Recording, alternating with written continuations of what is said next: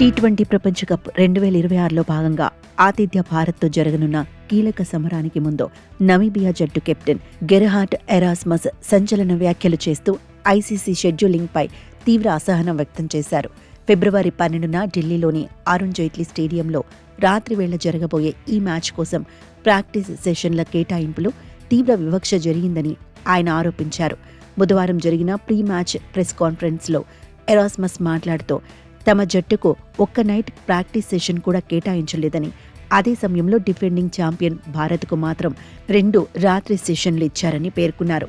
ఇలాంటి కీలక మ్యాచ్కు ముందు ప్రాక్టీస్ సమయాల్లో అసమానతలు ఉండటం ఆశ్చర్యం కలిగిస్తోందని, అసలు ఇలా ఎందుకు జరుగుతోందో మీరే ఆలోచించుకోవాలని ఆయన పరోక్షంగా నిర్వాహకులపై చురకలు అంటించారు. తమ జట్టు పట్ల సరైన క్రీడా స్ఫూర్తిని ప్రదర్శించలేదని ఆయన ఈ సందర్భంగా ఆవేదన వ్యక్తం చేశారు.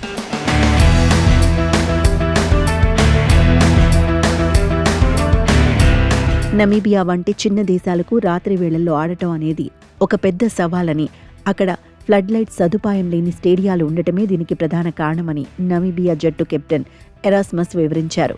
తమ దేశంలో మౌలిక సదుపాయాల కొరత వల్ల ఆటగాళ్లకు ఫ్లడ్ లైట్ల వెలుతురులో బంతిని అంచనా వేయటం కష్టంగా ఉంటుందని, ఫ్రాంచైజీ లీగ్లో ఆడే కొందరు సీనియర్లు మినహా మిగిలిన యువ ఆటగాళ్లకు ఇది పూర్తిగా కొత్త అనుభవం అని ఆయన గుర్తు చేశారు.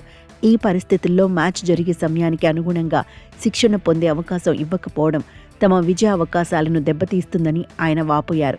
అయితే ఈ షెడ్యూలింగ్ వివాదంపై ఐసీసీ స్పందిస్తూ జనవరి 27నే అన్ని జట్లకు షెడ్యూల్ను పంపించామని, నమీబియా నుండి మార్పుల కోసం అభ్యర్థన చాలా ఆలస్యంగా ఫిబ్రవరి 10న అందిందని వెల్లడించింది. సమయం తక్కువగా ఉండటం వల్ల చివరి నిమిషంలో మార్పులు చేయటం సాధ్యం కాలేదని ఐసీసీ అధికారులు స్పష్టం చేశారు.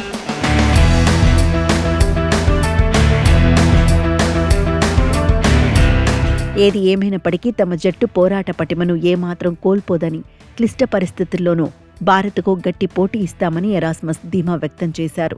గత మ్యాచ్లో నెదర్లాండ్స్ చేతిలో ఓడిపోయిన నమీబియాకు సూపర్ 8 రేస్లో నిలవాలంటే టీమిండియాపై గెలవడం అత్యంత అవసరం. మేం మా నమీబియా శైలిలో చివరి వరకు పోరాడతాం. మైదానంలో పరిస్థితులు ఎలా ఉన్నా, ప్రత్యర్థి జట్టు ఎంత బలంగా ఉన్నా వెనకడుగు వేసే ప్రసక్తే లేదు అని ఆయన ప్రకటించారు.